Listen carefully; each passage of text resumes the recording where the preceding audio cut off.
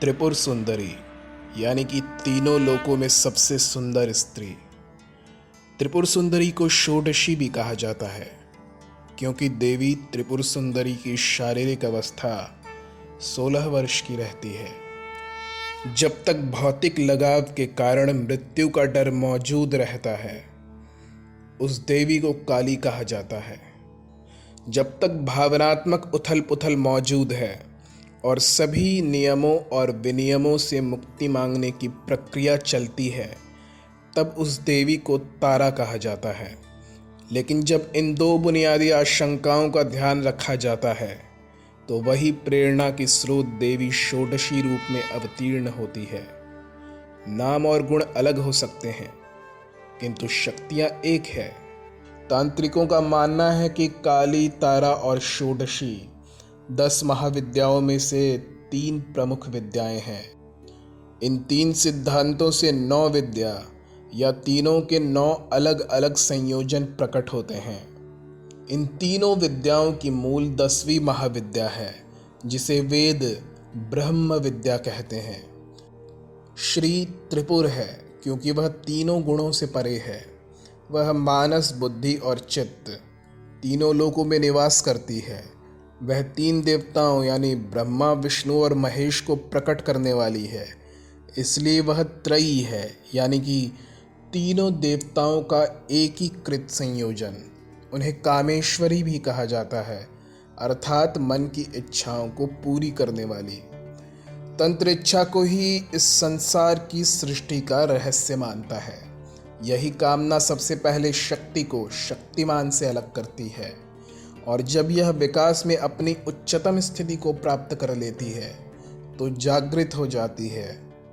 उसके पश्चात ये कामेश्वर चक्र का आश्रय लेकर ब्रह्म नाड़ी तक पहुंचती है।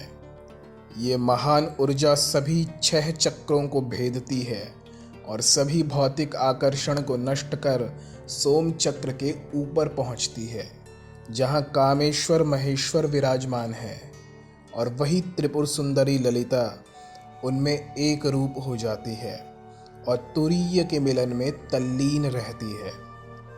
काली के रूप में वह कुंडलिनी में स्थित होकर मूलाधार में रहती है, तो मृत्यु और बुनियादी असुरक्षा के भय को दूर करती है। तारा के रूप में वह साधक को मानसिक संशोधनों की उथल पुथल से दूर ले जाती है और भवसागर से पार करती है। उसके पश्चात साधक भावनाओं के उच्च और निम्न ज्वार भाटे से कभी प्रभावित नहीं होता। षोडशी के रूप में वह साधक के अंतर में पारलौकिक जागरूकता लाती है, क्योंकि देवी भी श्री विद्या से जुड़ी है। उनका यंत्र कभी कभी श्री यंत्र या श्री चक्र जैसा होता है, लेकिन शाक्त प्रमोद शास्त्र में षोडशी के लिए एक अलग यंत्र दिया गया है, क्योंकि श्री यंत्र की 10 महाविद्याओं में गिनती नहीं होती। इसके यंत्र को देखा जाए तो इसका संबंध कुंडलिनी के 7वें चक्र से है। इसका पार्श्व कॉर्पस कॉलोजम यानी महान संयोजिका के अंधेरे जैसा है, जिसे अंधकूप या अंधकुआं भी कहा जाता है। इस रंग पर निरंतर ध्यान करने से एक उज्जवल सिंदूरी तेज प्रकट होता है, जिससे साधक के भय की प्रवृत्ति दूर हो जाती है। इस यंत्र के 3 वलय 3 लोकों का प्रतिनिधित्व करते हैं। ये चेतना के 3 पहलू, इच्छा शक्ति, क्रिया शक्ति और ज्ञान शक्ति का भी प्रतीक है। यही 3 वलय 3 अवस्थाएं भी हो सकती है, अर्थात जागृत, स्वप्न और सुषुप्ति। इस यंत्र में जो कमल है, उसकी 24 पंखुड़ियाँ 24 तत्वों की प्रतिनिधि है। वैसे तो तीनों महाविद्याओं यानी काली, तारा और षोडशी की कमल की पंखुड़ियों का रंग लगभग एक जैसा है, जिसमें थोड़ी थोड़ी भिन्नता है। तारा में जल तत्व के कारण यह अधिक पारदर्शी है, पर इनमें ध्यान का प्रभाव लगभग एक जैसा ही होता है। फिर इसके वलय यानी समय के 3 चरणों, अतीत, वर्तमान और भविष्य का भी प्रतीक है।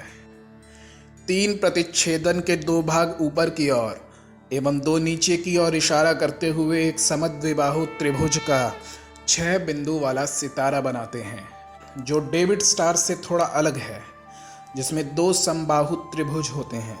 ये 6 त्रिकोण एक शुद्ध गहरे रंग की पृष्ठभूमि में स्थापित है और इसमें एक चमकदार सुनहरा अंधियारा पार्श्व है जो परम तत्व पर ध्यान केंद्रित करने को प्रेरित करता है।